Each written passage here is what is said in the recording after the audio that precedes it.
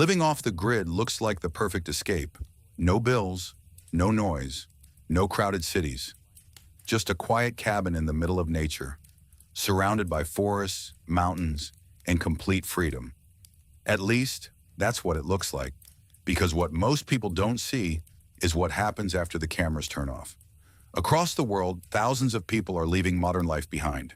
They're walking away from cities, jobs, and the systems that once controlled every part of their daily routine. And at first, everything feels exactly how they imagine. Peaceful, simple, free. Mornings begin with sunlight instead of alarm clocks. Evenings end with silence instead of traffic. Days feel slower, calmer, more meaningful. But then something changes, slowly, quietly, almost unnoticed at first. Because living off the grid doesn't just remove the problems of modern life, it replaces them with entirely new ones. Problems that most people are never prepared for, problems that no one talks about. And for some people, those problems become overwhelming. The first signs are small: a solar system that doesn't generate enough power during cloudy days, batteries that slowly drain during long winter nights, a water system that suddenly stops working when temperatures drop below freezing. At first, these feel like minor inconveniences, temporary issues that can be fixed. But over time, they begin to stack up. Because out here, there is no backup, no technician you can call, no company responsible for fixing things. If something breaks, it's your problem. If something fails, you fix it, or you live without it. And that reality can hit much harder than people expect, especially during the first year. Winter becomes one of the biggest challenges. Temperatures drop, days get shorter, solar panels produce less energy, water systems freeze, and even simple daily tasks start requiring more effort. Something as basic as staying warm becomes a constant responsibility. Something as simple as having water becomes something you have to actively manage. And in those moments, the idea of freedom starts to feel very different. Because independence doesn't just mean freedom from the system, it also means responsibility for everything. Every system, every problem, every mistake. And mistakes happen. Crops fail. Systems break. Plans don't always work the way people expect. And when you're far away from cities, far away from help, even small problems can quickly turn into serious ones. But perhaps the most difficult challenge isn't physical. It's mental. Because living off the grid often means living in isolation. No neighbors. No social life. No quick trips to meet friends or go out. Just silence. At first, that silence feels peaceful. But over time, for some people, it becomes something else.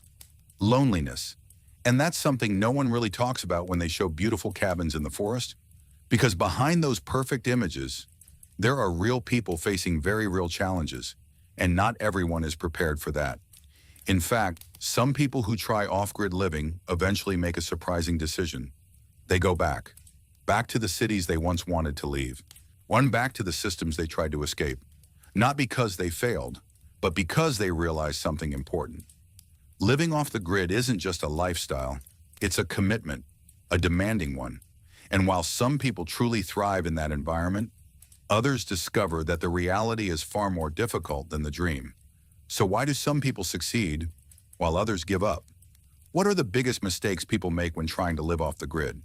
And what are the hidden problems that no one tells you about before you leave everything behind? Because once you understand the full picture, you start to realize that off-grid living isn't just about escaping the system. It's about choosing a completely different way of life, one that can be incredibly rewarding, but also unforgiving if you're not prepared. And that's exactly what we're going to explore. Because once you move beyond the idea of off-grid living, you begin to face the reality of it.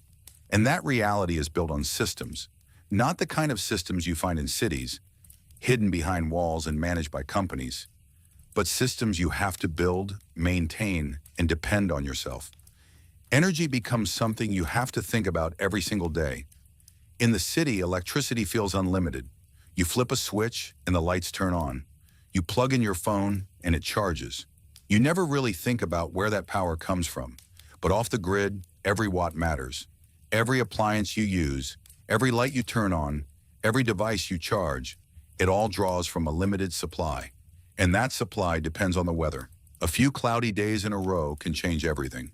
Suddenly, energy becomes something you have to manage carefully. You start turning things off, using less, planning your day around how much power you have available. And for many people, this is one of the first major adjustments because it forces you to become aware of something you've ignored your entire life. Limits.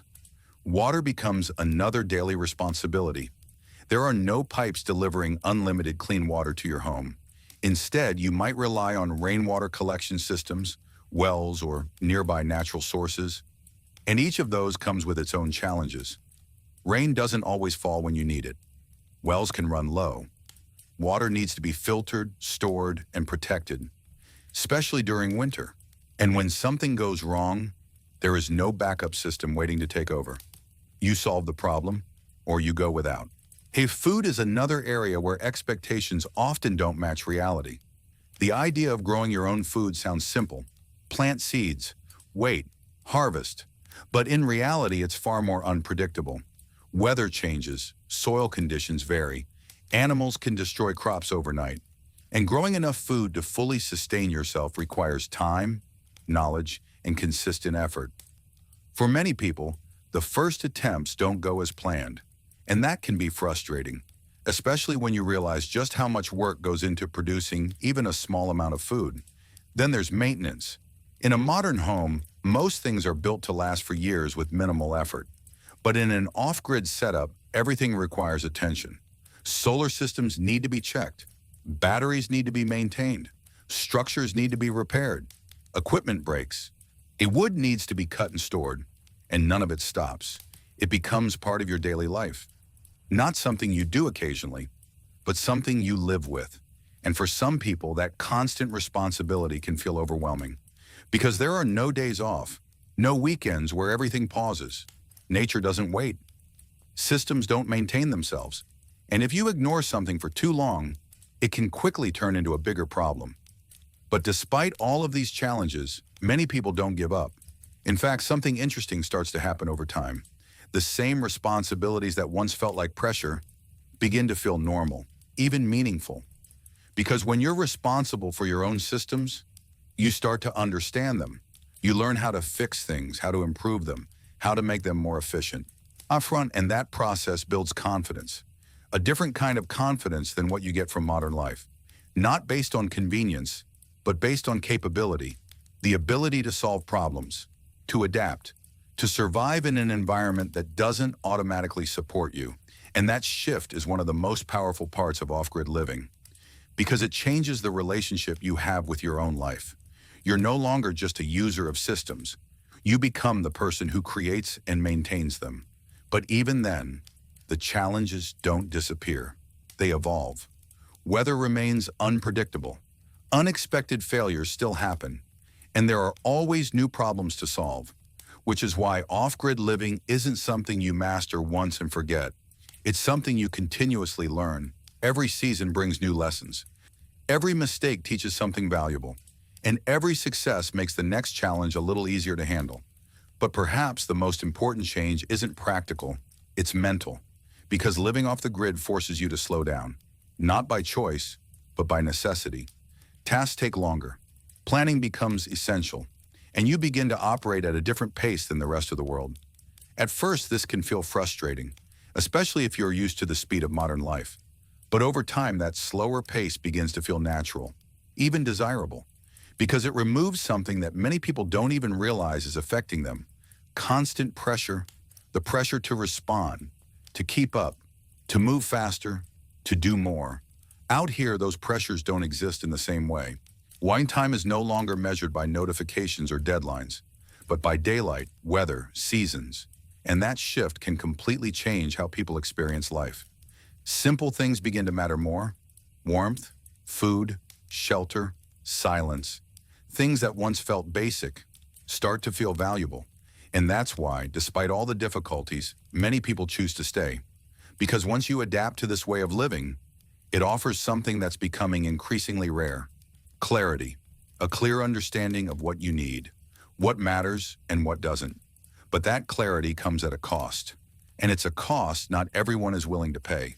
Because the truth is, Off-grid living demands more from you than modern life ever will.